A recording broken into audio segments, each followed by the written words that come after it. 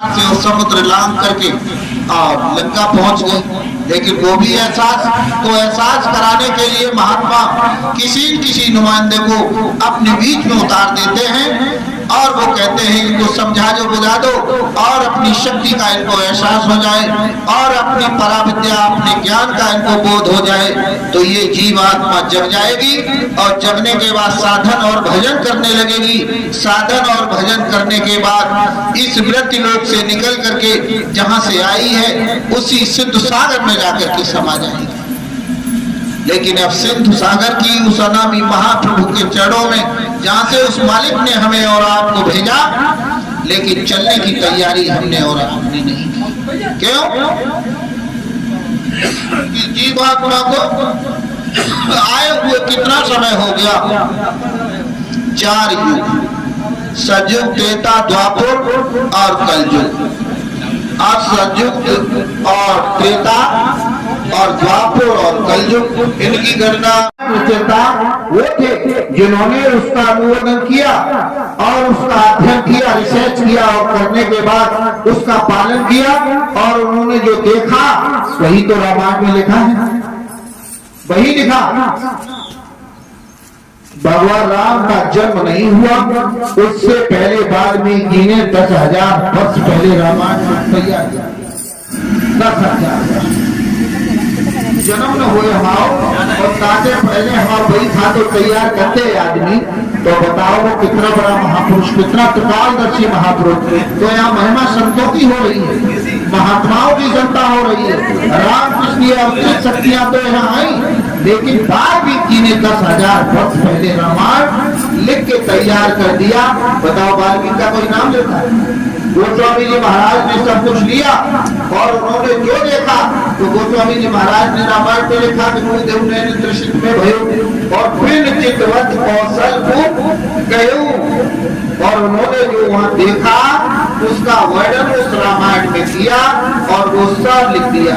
वहां विचित्रता लोक कले का और रचना अमित एक से एक वहां की विचित्र विचित्र लीलाओं का जो उन्होंने वर्णन लिखा है रामायण में, उनका हम और आप वहां पढ़ रहे हैं और देख रहे हैं। जो उन्होंने लिखा वही रामायण लिख दी।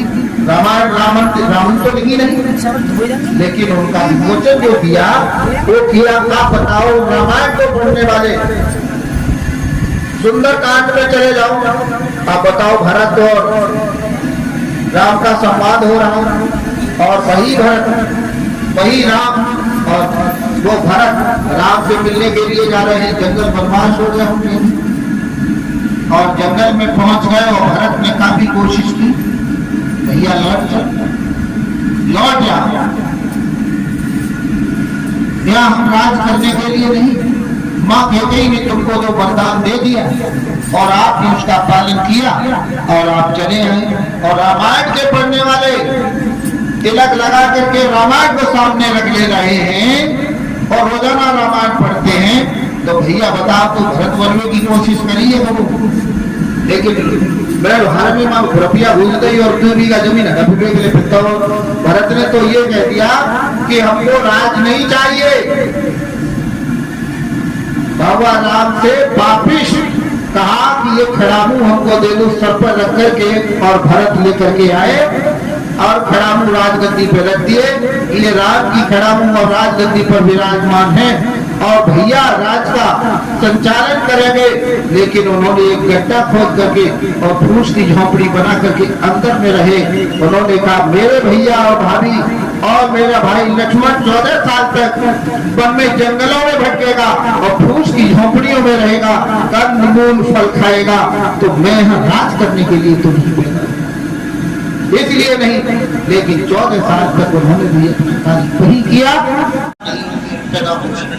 इसके अंदर इतनी शक्ति है, लेकिन आप भूल गए हैं, अपने को भूल गए हैं और कोई कारण नहीं। और भूल तो हनुमान भी गए थे अपने को, और हनुमान को जामवंत ने अपनी शक्ति का एहसास कराया। इसकी गणना हुई 4 अरब 35 करोड़ 45 लाख 60 हजार वर्ष। आपको देख कर और आपको 27 कल्प हो गए हम आए हुए, 28वां कल्प प्रारंभ हो गए। इतने दिन इस मानव तन की सृष्टि की रचना, ये जीवात्मा विराजमान है और ये जीवात्मा इतनी छोटी है कि बालू के घर को उसमें 1000 टुकड़े कर दिए जाए और इससे भी छोटी ये रूह आत्मा, और इसमें इतना दिव्य प्रकाश है कि 6 सूर्यों की तो गिनती छोड़ दो, असंख्य सूर्य